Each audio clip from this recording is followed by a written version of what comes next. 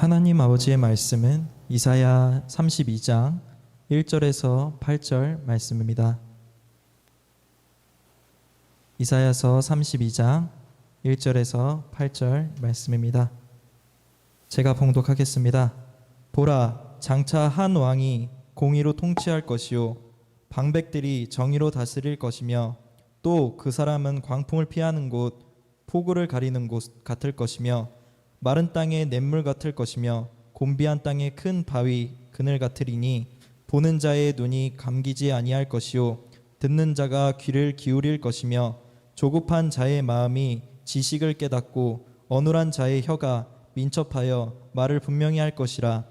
어리석은 자를 다시 존귀하다 부르지 아니하겠고 우둔한 자를 다시 존귀한 자라 말하지 아니하리니 이는 어리석은 자는 어리석은 것을 말하며 그 마음의 불의를 품어 간사를 행하며 패역한 말로 여호와를 거스르며 줄인 자의 속을 비게 하며 목마른 자에게서 마실 것을 없어지게 하며 악한 자는 그 그릇이 악하여 악한 계획을 세워 거짓말로 가련한 자를 멸하며 가난한 자가 말을 바르게 할지라도 그리함이거니와 존귀한 자는 존귀한 일을 계획하나니 그는 항상 존귀한 일에 서리라. 아멘. 왕인지를 누가 참된 왕인지를 분별하여 그의 통치를 사모하고 그의 통치를 받는 영광을 누리기를 갈망하면서 누가 왕이냐라는 시리즈 설교가 진행되는 중에 있습니다. 오늘은 이제 세상의 왕과 의로 통치하시는 영원한 왕이 어떻게 다른가 하는가를 살펴보도록 하겠습니다. 본문의 역사적인 배경은 여러 불의한 왕과 달리 하나님의 의를 사모하고 개혁적인 통치를 했던 히스기야 왕 시대와 그의 방백들의 다스림에 관한 것을 1차적인 초점으로 예언하고 있지만 궁극적으로는 메시아의 통치와 메시아의 통치를 받아 함께 경영하게 될 그의 신하들의 통치의 영광스러움을 예언하는 중에 있습니다. 세상의 왕들은 스스로를 지킬 힘과 능력이 없어서 백성들의 것을 빼앗아서 자기를 지키고 나라를 지키는 사람들입니다. 이와 대조하여 영원한 왕 되신 예수 그리스도의 의로운 통치는 그의 통치뿐만 아니라 그를 닮아서 대리하여 통치할 신하들도 왕의 통치를 닮아서 정의로 다스리는 복된 통치가 허락될 것이다 라고 예언하는 중에 있습니다. 영원한 왕 되신 그리스도의 통치는 그의 보좌가 의와 공의로 기초하고 있기 때문에 당연히 공의로 통치하는 것이 원리입니다. 그러나 중요한 것은 그의 방백들의 통치가 정의로 다스릴 것이라는 말 속에 그의 방백이 왕을 닮은 자라, 왕의 통치를 마음에 담고 수행하는 자라라는 것을 우리가 확인하게 됩니다. 그래서 의로운 왕의 통치나 그의 신하인 방백들의 통치는 그들 자신을 희생해서 자기 것을 내주어 그 백성을 복되게 하는 왕의 통치요 왕의 신하들의 통치입니다. 세상은 그렇지 않습니다. 세상의 왕들은 자기 것을 주어서 백성을 복되게 하는 것이 아니라 백성의 것을 거두어 들여서 자기도 지키고 나라도 지키고 하지만 그것이 불공평해서 끊임없는 원망과 시비를 만들어내게 되고 세상의 통치자가 임명한 방백들, 장관이나 여러 가지 모양의 이임받은 권력자들이 많은 불의를 행함으로 말미암아 명예를 땅에 떨어뜨리는 것을 우리가 보게 됩니다. 우리는 세상의 왕의 통치가 얼마나 하나님의 통치와 다른 것을 왕을 요구했던 사무엘 시대의 그 백성들 속에 하나님이 사무엘을 통하여 왕의 제도를 알림으로 분명히 하셨습니다. 사무엘상 8장 10절에 18절입니다. 사무엘이 왕을 요구하는 백성에게 여호와의 모든 말씀을 말하여 이르되 너희를 다스릴 왕의 제도는 이러하니라 해놓고 이제 여러 가지로 이야기 핵심은 이것이면 너희 것을 빼앗을 것이다. 그렇게 해서 자기를 지키고 자기 신하들에게 나눠주면서 나라를 지킬 예를 쓸 것이다 라는 데 핵심입니다. 그가 너희 아들들을 데려다가 그의 병과 말을 어거하게 하리니 그들이 그 병거 앞에서 달릴 것이며 그가 또 너희 아들들을 천부장과 50부장으로 삼을 것이며 자기 밭을 갈게 하고 자기 추수를 하게 할 것이며 자기 무기와 병거와 장비를 만들게 할 것이며 그가 또 너희의 딸들을 데려다가 향로 만드는 자와 요리하는 자와 떡 굽는 자로 삼을 것이며 그가 또 너희의 밭과 포도원과 감람원에서 제일 좋은 것을 가져다가 자기의 신하들에게 줄 것이며 그가 또 너희의 곡식과 포도원 소산의 11조를 거두어 자기의 관리와 신하들에게 줄 것이며 그가 또 너희의 노비의 가장 아름다운 소년과 나귀들을 끌어다가 자기 일을 시킬 것이며 너희의 양떼의 10분의 1을 거두어 가리니 너희가 그의 종이 될 것이라 라고 하여 너희가 원하는 세상의 왕은 너희 것을 빼앗아 가서 겨우 자기를 지키는 역할을 밖에 할 것이 못할 것이다. 그러나 나는 다르다는 거죠. 이와 대조의 의로 다스리는 영원한 왕이신 예수 그리스도의 통치는 어떠합니까? 왕을 닮은 그의 신하들의 통치가 얼마나 아름다운지를 오늘 잠깐 소개를 하고 있습니다. 여러분, 좋은 통치자를 만난다는 것이 얼마나 큰 행복인 줄을 알아야 됩니다. 얼마나 큰 행복인지. 오늘 의로우신 주의 통치의 그 복됨을 이렇게 소개합니다. 그분의 통치는 광풍을 만난 자들에게 피하는 곳이 될 것이다. 마치 폭우를 가리는 곳과 같을 것이며 마른 땅의 냇물 같아서 시원하게 할 것이며 곤비한 땅의 큰 바위 그늘 같을 것이다 라고 하여 의로운 왕의 통치가 얼마나 그 백성의 복이 되는가를 아름답게 은유적으로 표현하고 있는 것을 보게 됩니다. 무엇보다도 그 의로운 분의 통치의 눈은 백성을 돌본 통치의 눈은 멀지 않을 것일 뿐만 아니라 백성의 요구를 듣는 귀가 막히지 않을 것이다 라는 거죠. 고통받는 사람들을 지켜볼 것이며 고통받는 자 부르짖음에 귀를 기울여서 신원하는 의로운 통치가 될 것이라는 거죠. 이런 통치는 경솔하지 않으며 사력 있게 행동할 것일 뿐만 아니라 그들이 의도한 것을 분명하게 말하게 될 것입니다. 이런 통치의 시대가 되면 어떻게 되느냐? 아무도 어리석은 사람을 존귀한 자라고 말하지 않을 겁니다. 이게 굉장히 중요한 표현입니다. 그리고 아무도 강교한 사람을 존귀한 사람이라고 말하지 않을 것이다 하는 거죠. 지금 시대가 어두워졌다, 부패했다, 심판을 자초하고 있는 세상이라는 것을 무엇으로 확인하냐면 어리석은 자를 존귀한 자로 속는 것입니다. 강교한 이선자를 존귀한 사람이라고 말하는 우둔함을 갖는 것입니다. 지금 우리 정치판을 보십시오. 얼마나 어리석고 우둔한 자가 등장해가지고 백성들의 마음을 속이고 잠시 속습니다. 그러나 하나님의 은혜는 곧 이제 발견하게 하는 거죠. 분별하지 못하면 그 시대가 그만큼 어두워질 것입니다. 의로운 통치자인 예수 그리스도가 빛 되신 분이 이 땅에 왔지만 어둠이 싫어하여 십자가에 못 박은 세상이라는 걸 기억하십시오. 그래서 세상의 통치, 세상의 권력을 가지고 통치하는 통치자들은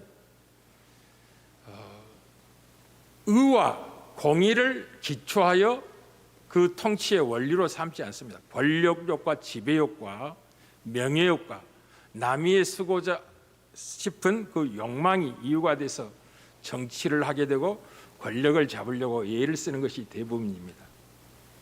참 아프죠. 보면은 또 이렇게까지 이어가면 물론 어리석은 사람은 어리석은 말을 하며 그 마음으로 악을 좋아하며 불건전한 일을 하면서 주께 함부로 말을 하게 될 것입니다.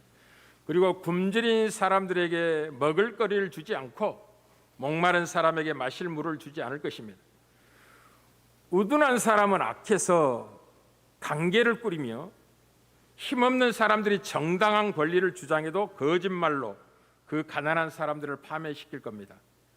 그러나 의의 통치를 갖고 있는 존귀한 사람은 존귀한 일을 계획하고 그 존귀한 뜻을 펼치며 살아가게 될 겁니다. 그 시대의 어둠을 무엇으로 분별하느냐 하면 악한 자가 권력을 잡는 것을 기뻐하는 것으로 그 시대의 악함이 드러나는 것입니다. 하나님이 그런 방식으로 그 시대를 또 심판하시기도 하는 거죠. 그래서 이 세상의 왕들, 통치자들은 한 편을 편들면 한 편을 어렵게 할 수밖에 없는 통치의 구조를 갖고 있습니다. 잊지 말아야 됩니다. 자기가 희생하고 자기의 것을 주어 그 백성을 복되게 할 실력과 능력이 없기 때문에 어느 한 편을 편들어주면 다른 편을 반드시 억울하게 할 수밖에 없는 구조 속에서 그 통치를 시행합니다. 그래서 끊임없이 왕을 바꿔야 하는 이유가 거기에 있고 반역이 일어나고 정권이 바뀌는 이유입니다. 이제 사람들이 믿을 만하다고 해서 왕을 세워놨는데 한 몇 년 지켜보니까 마음에 안 든다는 거, 뒤바꿔야 되겠다는 거죠. 또 이렇게 세워놓고 편들고 저 사람은 또 내 마음과 같은 통치를 하겠지 하고 세워놔봤더니 또 기대에 어그러집니다. 또 바꿉니다. 그러니까 반복하여 왕이 바뀐 이유가 거기에 있습니다. 그러나 하나님의 나라의 왕은 그가 공의로 통치하고 그 신하들도 정의로 통치하는 불편부당함이 없는 옳음으로 통치하기 때문에 정권이 바뀔 일도 없고 그 통치가 영원할 것이다. 그리고 그분의 어떠함이 그 백성의 복이 되어서 영원한 풍성을 누리게 될 것이다 라는 것이 세상 나라의 왕과 이제 하나님 나라의 왕의 다름인 것을 강조하고 있습니다. 자, 기억하십시오. 우리는 이제 인간의 이 죄성 때문에 한편으로 권력을 몰아줄 수 없습니다. 그래서 공멸하지 않게 하려고 사람들에게 이 편향성을 하나님이 두셨죠. 보수를 사랑하는 자들도 있고 진보를 사랑하는 자들도 있습니다. 그렇게 하나님이 나누어 놨다는 걸 기억하십시오. 그 나누어 놓은 것이 은혜라는 것을 기억하셔야 됩니다. 왜냐하면 한쪽으로 몰아주면 그들이 하나님을 섬겨 의를 행하는 게 아니라 힘을 과시하고 불의를 행하여 전쟁을 일으키고 공멸을 자초하기 때문에 사람들의 심령을 나누어 두셔서 공멸하지 못하도록 어떤 사람은 보수주의를 좋아하고 어떤 사람은 진보주의를 좋아하게 됩니다. 그래서 이 보수주의자들의 편을 받아서 왕이 된 통치자는 보수주의는 자유를 강조하게 되는 거죠. 자유가 성경이 말하는 자유가 아니라 죄된 욕심과 욕망을 마음껏 표출하는 것을 나쁘지 않다고 생각하고 편들어주는 걸 세상의 자유라고 합니다. 그러나 성경이 말하는 자유는 방종이 아니며 자기를 희생하여 남의 유익을 끼치는 자유죠. 자유를 강조하는데 어떻게 강조하냐면 많이 벌고 많이 소유한 자에게 세금을 많이 걷지 말고 그들의 자유를 보장해 주어야 한다고 이제 주장하고 그렇게 해서 많이 벌고 많이 가진 자들의 표를 받아서 정권을 잡게 됩니다. 그리고 더 많이 가진 자들에게 더 많은 자유를 줘야 된다라고 생각해서 돈을 더 많이 벌고 또는 자유를 많이 향유할 수 있는 제한해 놓은 인간의 죄성 때문에 제한해 놓은 여러 가지 제도들을 풀어달라라고 이야기를 합니다. 그래서 이제 이 보수주의가 왕이 되면 가진 자들을 편들고 가진 자들이 욕망을 분출하지 마 묶어놓은 제도들을 다 이제 해제를 시켜주는 거죠. 그렇게 해서 가진 자들은 더 많이 갖게 합니다. 그 결과 부익부 빈익부는 더욱더 심화되게 됩니다. 진보주의자들은 그런 왕을 잘못 통치하고 있는 왕이라고 이야기하고 부익부 빈익이 더 심하더니 정권을 바꿔야 되겠다라고 생각을 하게 됩니다. 그러면 진보주의자가 왕이 되면 어떻게 되느냐? 그는 평등을 강조하게 됩니다. 쉽게 말하면 많이 벌고 많이 가진 자에게 세금을 많이 거두어서 없는 자를 보살펴야 된다라는 정책을 펴게 되는 거죠. 그러나 이 가진 자들은 세금을 더 많이 내는 것에 극렬히 저항하게 됩니다. 우리나라의 모습은 극렬히 저항하게 됩니다. 그리고 그 가진 바 재산을 빼앗기지 않으려고 사실 빼앗기는 게 아니라 복되게 하는 것인데 불구하고 빼앗긴다고 오해하죠. 그래서 그 빼앗기지 아니하려고 진보주의 통치자가 행하는 모든 것을 잘못됐다, 거짓됐다고 권력과 언론과 여러 가지를 동원해서 뒤집어 씌우죠. 세상의 어리석음입니다. 보수자들은 이렇게 이야기합니다. 가진 자들이 세금을 많이 내서 고통받고 어려운 사람들을 섬기면 가난한 자가 더 게을러질 것이고 더 악해지리라고 생각합니다. 그것은 공평하지 않는 것이라고 강조를 하는 것입니다. 그건 다 불공평하다 이렇게 강조를 하는 겁니다. 이 둘 다 이 세상의 왕이 통치이기 때문에 한쪽을 희생하여 정책을 펼 수밖에 없어서 다른 한쪽으로 또 원망과 반드시 비난을 받게 되는 것입니다. 그래서 성도 여러분들이요, 여러분이 정치적 이념 성향이 다른 것을 알고 있으면 그러나 절대로 원망하거나 이 비난하면 정죄하면 안 됩니다. 염려하고 걱정해서 이야기하는 것과 근본적으로 비난하고 정죄하기 위해서 입을 여는 것과 전혀 틀립니다. 아주 조심해야 됩니다. 우리가 말하는 옳음, 의는 상대적일 수밖에 없습니다. 왜냐하면 우리가 죄인이기 때문에 그렇습니다. 사람들이 싸우는 이유가 무엇이냐? 다 자기가 옳다고 생각하기 때문에 싸우는 겁니다. 자기 생각이 옳을 뿐만 자기 정책이 옳다고 강조를 하면서 내가 정권을 잡아야 된다. 내가 통치해야 된다. 라고 당신의 통치는 잘못됐어. 이렇게 정죄하면서 내게 하면 잘할 수 있어. 라고 이야기하죠. 딱 앉혀보십시오. 잘하기는 뭘 잘해. 얼마 가지 못해서 그냥 그 지지율이 뚝뚝뚝뚝 떨어지면서 빨리 끄집어내야 되겠다고 대통령 선거할 날만 기다리게 되죠. 세상의 통치는, 세상의 왕은 의로우신 하나님의 통치와는 전혀 다르기 때문에 모든 자를 결단코 만족시킬 수 없습니다. 그러나 의로우신 주님의 통치는 모든 자를 만족하게 합니다. 왜냐하면 빼앗아서 그들에게 복을 얻게 하는 게 아니라 자기의 풍성함을 그 백성이 누리게 하는 통치이기 때문에 그렇습니다. 그것이 바로 의와 공의가 보좌의 기초라는 말의 진정한 뜻입니다. 우리는 시편 89편 14절에서 의와 공의가 주의 보좌의 기초라 인자함과 진실함이 주 앞에 있나이다 라는 걸 고백하게 됩니다. 그러나 이제 요즘 우리 한국의 젊은이들을 보면서 제가 많이 걱정하는 것은 무엇이냐면 이 젊은이들이 속고 있어요. 뭘 속고 있냐면 심각하게 정의와 공의가 오염된 정의와 공의를 성경이 말하는 정의와 공의라고 오해하는 경향이 많습니다. 한번 우리 젊은이들에게 물어봅시다. 가난한 자를 돕는 게 옳습니까? 나쁩니까? 그러면 당연히 가난한 자를 좀 도와줘야죠. 그건 좋은 일입니다. 라고 이야기합니다. 그러면 제가 다시 한번 물어보겠습니다. 너희들이 가진 게 많으니 가난한 게 좀 나눠줘라. 라고 이야기를 합니다. 그럼 그렇게 할 수 없다고 합니다. 그것은 빼앗기는 거라 생각하고 공평하지 않다고 생각합니다. 그건 공의롭지 않다고 생각하는 겁니다. 그러나 성경이 말하는 공의와 정의는 무엇이냐면 자기가 희생함으로 상대를 유익해 하는 겁니다. 자기에게 허락된 이 분복이 자기의 열심과 노력만 가지고 허락받은 분복이 아니라 누군가의 도움과 협력 안에서 허락받은 복이라는 사실, 근본에서는 하나님의 은혜로 허락받은 것을 알아 그것을 공평하게 나누는 것이 공이고 정의인데 이미 자기가 소유하고 가진 것은 나눌 수 없다, 빼앗길 수 없다. 그것은 정의롭지 못하다, 공의롭지 못하다고 생각하는 겁니다. 그래서 어떻게 판단하느냐면 정규직은 비정규직에 근무하는 사람들이 정규직가 되는 것을 싫어합니다.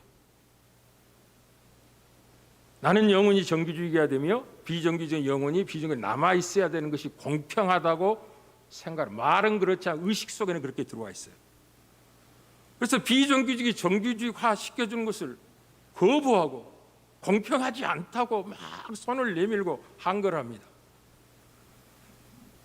그것이 세상 사람, 정의와 공의가 무엇인지 모르는 세상 사람들이 그렇게 하는 것은 이해합니다. 그러나 교회 장로요, 교회 옳은 중직자 일꾼이 이 공의와 정의의 개념을 정확하게 이해하지 못하고 그들의 편승하여 그들의 표를 의식하여 그렇게 강조하는 것 보면 경악스럽게 목회자의 책임이라고 생각합니다.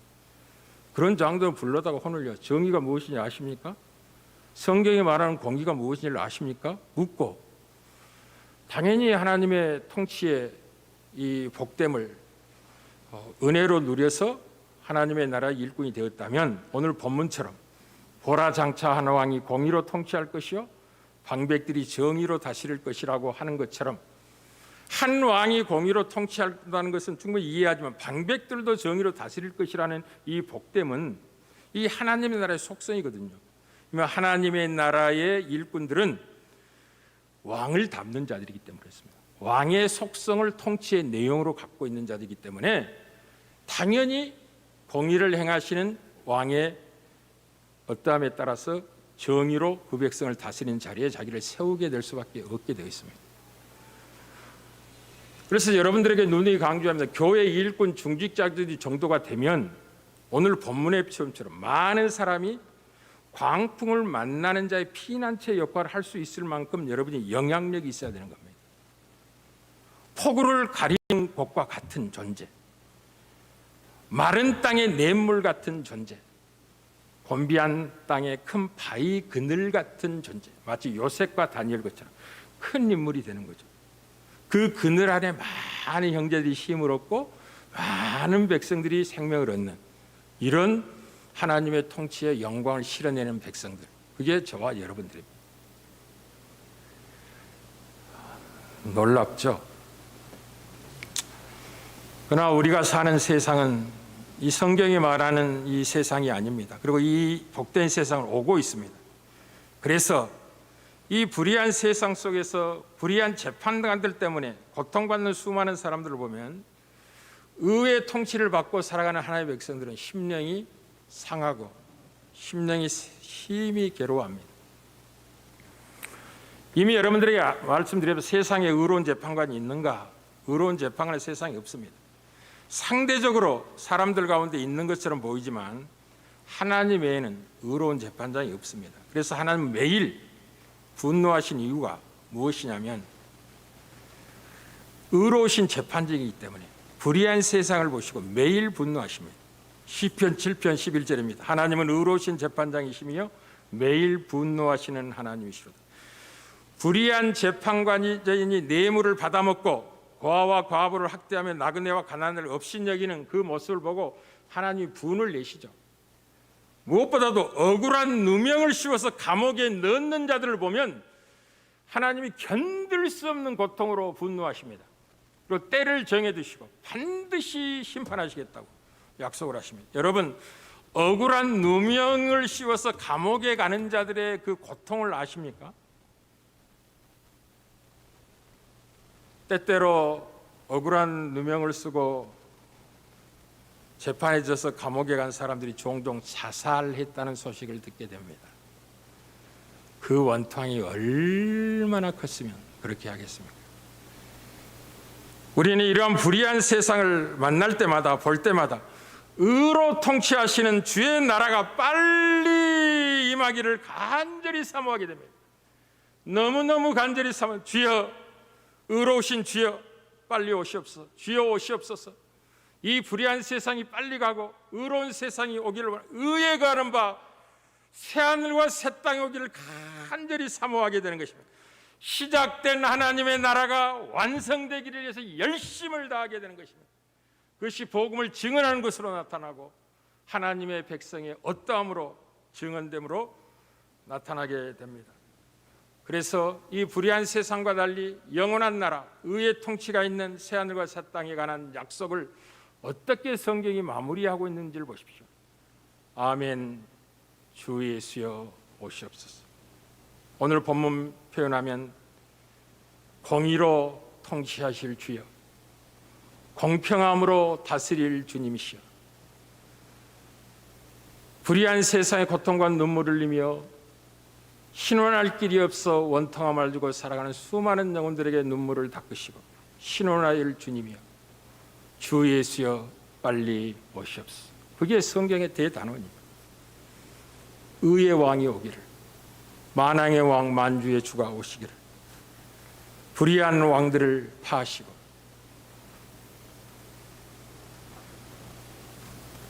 사실 이 불의한 세상에서 의인이 당하는 고통은 참으로 큽니다. 여러분 이런 고통을 다 갖고 있을 겁니다. 정치판을 받고 되고 또 우리 젊은이들의 잘못된 길을 가고 있는 모습을 보고도 크게 아파하고 경계하며 두려워하면서 지켜봅니다. 우리는 베드로후서 2장 7절에서 8절에 그 시대의 음란한 세상을 지켜봤던 롯의 상한 심령에 관해서 이렇게 증언합니다. 무법한 자들의 음란한 행실로 말미암아 고통당하는 의로운 롯을 건지셨으니 이는 이 의인이 그들 중에 거하여 날마다 불법한 행실을 보고 들으므로 그 의로운 심령이 상함이라. 이게 신자들의 영혼이에요. 불의한 세상, 불법이 가득한 세상의 구조를 바라보고 잘못된 길을 가고 있는 젊은이들, 정치판을 바라보고 그 심령이 상합니다. 그 상한 심령이 기도하게 되는 거죠. 하나님께 간절히 구하게 되는 거죠. 주의 나라가 빨리 임하기를 원합니다. 주 예수의 통치가 시작되도 완성되지 않았기 때문에 다시 오셔서 완전한 통치가 이루어지기를 소망합니다. 이게 우리의 최고의 기도입니다. 갈망입니다. 소원입니다. 라고 하나님께 토해내게 됩니다. 사랑하는 성도 여러분, 우리는 세상의 왕의 통치의 구조 속에서 영원한 의로운 왕의 통치를 원리적으로 담고 살아가는 백성입니다. 이 두 통치의 사이에서 머뭇머뭇거리시면 안 됩니다. 분명한 왕의 신분을 붙들고 그의 통치에 순종하며 그의 통치를 기뻐하며 살아가야 될 것입니다. 정의와 공의를 행하는 것을 영광으로 알아야 될 것입니다. 남을 위하여 희생하며 내 가진 것이 궁핍하고 없는 자들에게 유익이 되어서 공평한 삶을 누리는 것으로 여러분이 기뻐하는 삶을 사셔야 될 겁니다. 세상 사람들처럼 남보다 더 부자된 것으로 자랑하거나 더 높은 권력의 자리에 오른 것으로 자기를 증명하려고 한다면 그 사람은 복음을 제대로 이해하지 못하고 있는 것입니다. 그 재물과 그 자리는 사명의 자리입니다. 더 무거운 짐을 안고 하나님의 공의를 실현해야 될 거룩한 책임이지 자랑이 아니라는 걸 잊지 말아야 됩니다. 우리의 자랑은 주 안에서 있습니다. 우리 주 예수 그리스도의 의로운 통치가 우리를 복되게 할 것이며 우리를 영광스럽게 할 것이기 때문에 원리적으로는 영광과 승리를 약속받고 있지만 지금이란 날은 전투하며 싸워 승리를 쟁취해야 될 필요가 있는 헌신의 날이기도 합니다. 그래서 여러분의 육체의 정욕을 제어하시다 날마다 저 복종시켜야 됩니다. 하나님의 뜻에 여러분을 순종시키셔야 됩니다. 그것이 힘들고 어려울수록 무릎을 꿇어야 됩니다. 은혜를 구하고 기도하셔야 됩니다. 그래서 기도하는 것은 신자답게 살고자 하는 결단과 의지의 표현입니다. 하나님의 뜻대로 행하고자 하는 영혼의 갈망이기도 합니다. 반대로 기도하지 않는 것은 여전히 세상 사람들처럼 살겠다는 각오며 하나님의 뜻과 관계없이 세월을 낭비하겠다는 의지적인 드러냄이기도 합니다. 그래서 신앙생활은 기도생활과 같은 것입니다. 그리고 기도는 어제 그제 말씀드렸던 것 어느 곳에나 할 수 있습니다. 이곳에서 할 수 있고 가정에도 할 수 있습니다. 도서관에서도 할 수 있습니다. 전철을 타고 가면서도 할 수 있는 게 기도입니다. 때로 몸이 아파 병원에 입원해서도 할 수 있는 것입니다. 기도는 묶이지 않습니다. 언제나 무시로 항상 계속해서 할 수 있는 것입니다. 왜냐하면 하나님의 통치를 살아내야 될 백성들이기 때문에 하나님이 열어놓으신 기회의 문들입니다. 지혜롭게 붙들고 승리하는 저와 여러분들 되기를 주의 이름으로 축복합니다.